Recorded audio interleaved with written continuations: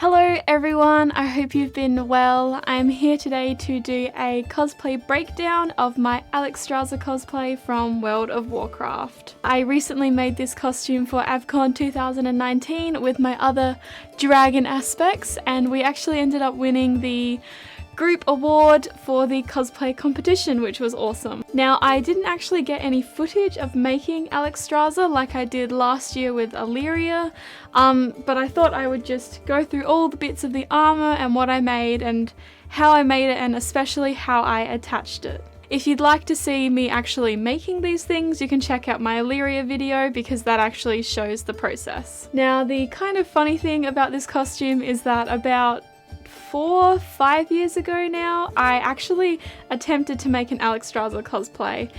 It was my first time making a full set of armor, and it wasn't the best.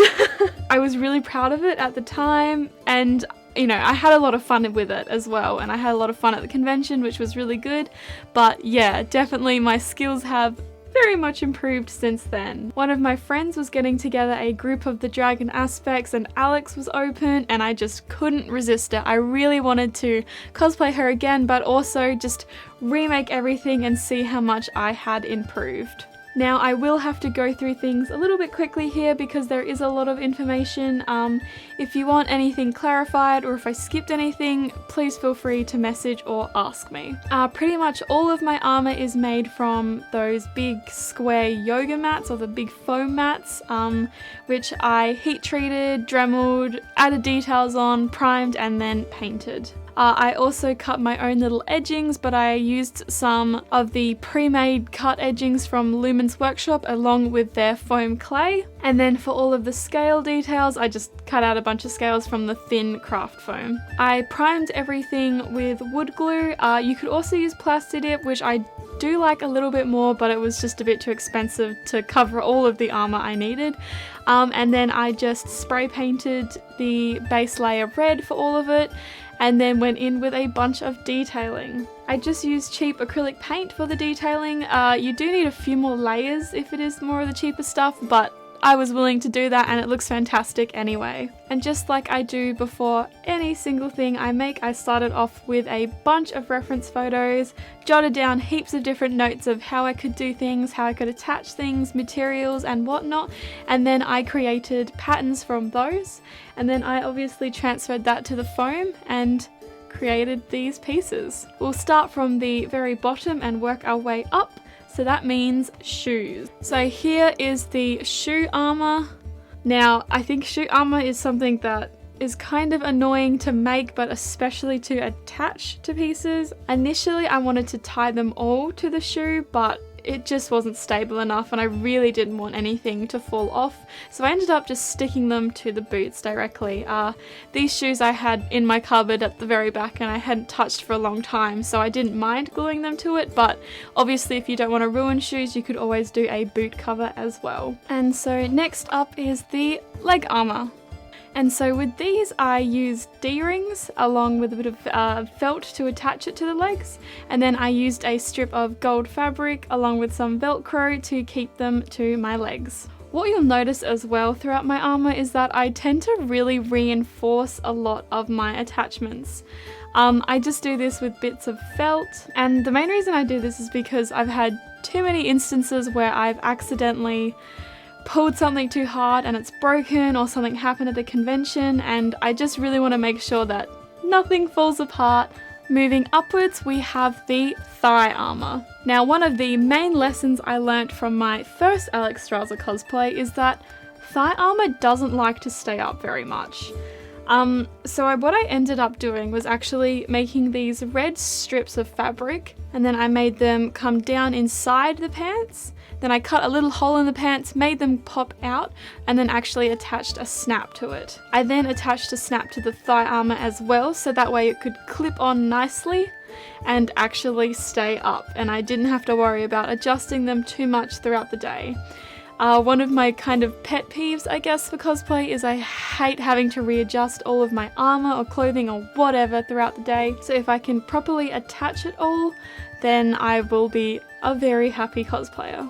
I did also put a bit of elastic on it as well, and this again mostly for aesthetics and also just to make sure that it keeps hugged up against my leg. Now this Alexstrasza cosplay is a mixture of her in-game model in World of Warcraft and also in Heroes of the Storm. I actually ended up adding my own little bits and pieces to it as well because I got really into it and I wanted to get a little bit more creative with it, so there are some of my own details mixed in too. Next we have the little dragon panty thingies. It looks kind of weird when it's not actually on.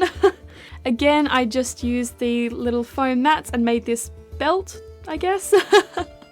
And then I glued it onto the back of the little panties, and then I actually velcroed it down to the front. I used a bit of elastic as well just to make sure it stayed on me, and I didn't again have to worry about adjusting it too often. Now we'll move on to the breastplate. Now breastplates I still struggle to make a little bit sometimes just because they can be a bit of a pain in the ass, but they are also really important for holding other elements of the costume together. So what I did for this is at the back I just have more buckles that I could clip on behind me, and then I could tighten them or loosen them as need be. And then I also had some red fabric on my shoulders to keep it up, but this was also used to help attach some other pieces of the costume.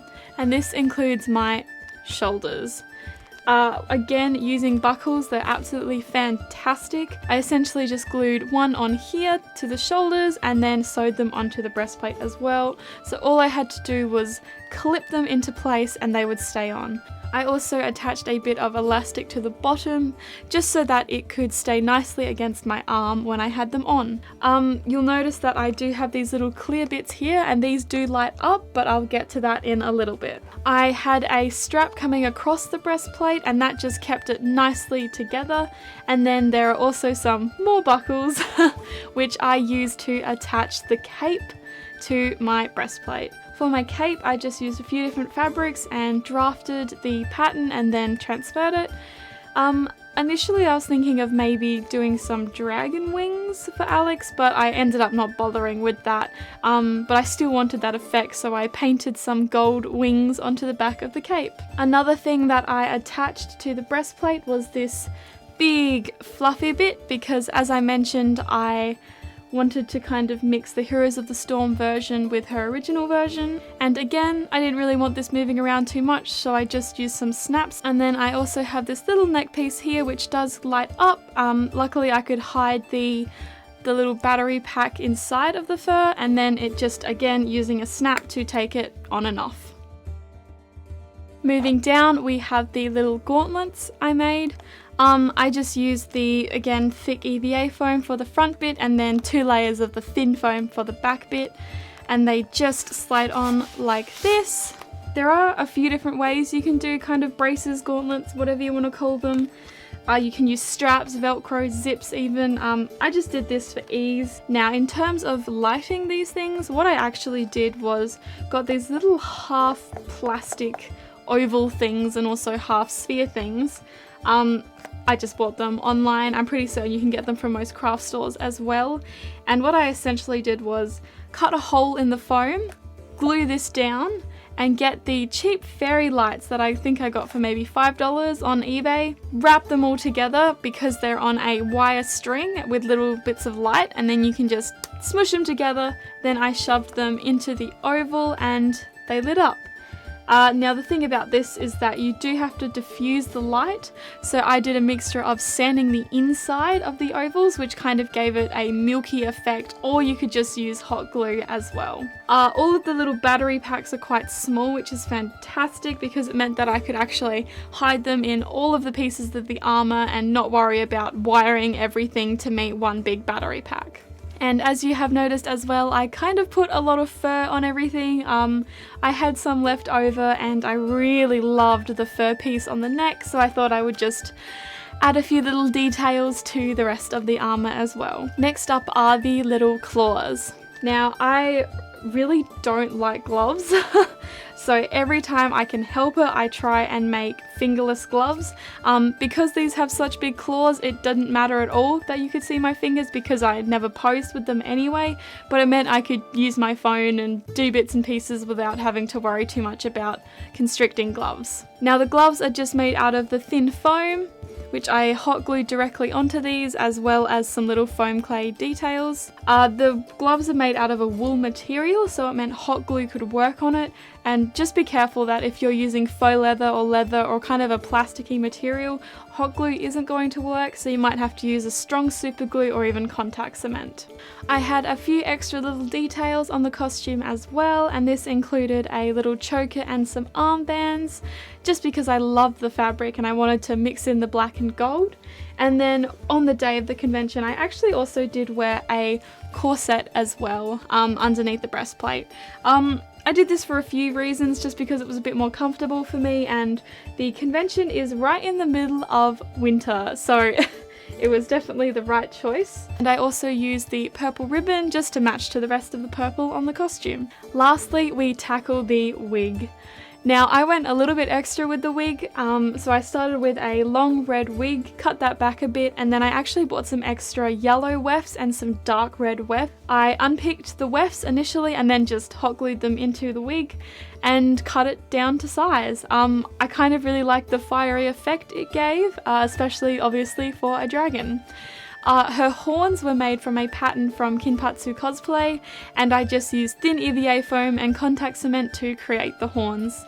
I attached them to a bit of felt, which I then sewed directly into the wig.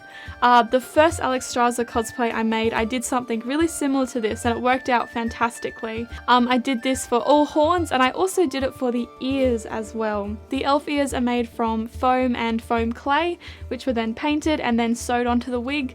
I also hot glued a bit of the hair down just to make sure that it looked nice and natural. As I mentioned, I did get a little bit creative with this, so I added some bits of chain and detailing as well to the horns just to make them stand out and look awesome. For her crown, I wanted to create a kind of dragon face at the front along with the little glowing ball at the top. I did this similarly with foam clay and also the little half plastic circle again, and the little battery pack hides at the back of the crown. To attach this, I used another buckle because buckles are the best. So I sewed one side to the top of the wig and then the other side to the crown. I also used a little bit of Velcro at the very ends of the crown that also connected to the horns, and that just let it sit nicely and wrap around.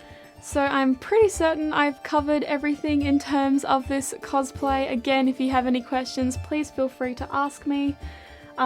These tips can obviously be used for any type of Armour cosplay or just trying to figure out how to attach things to yourself.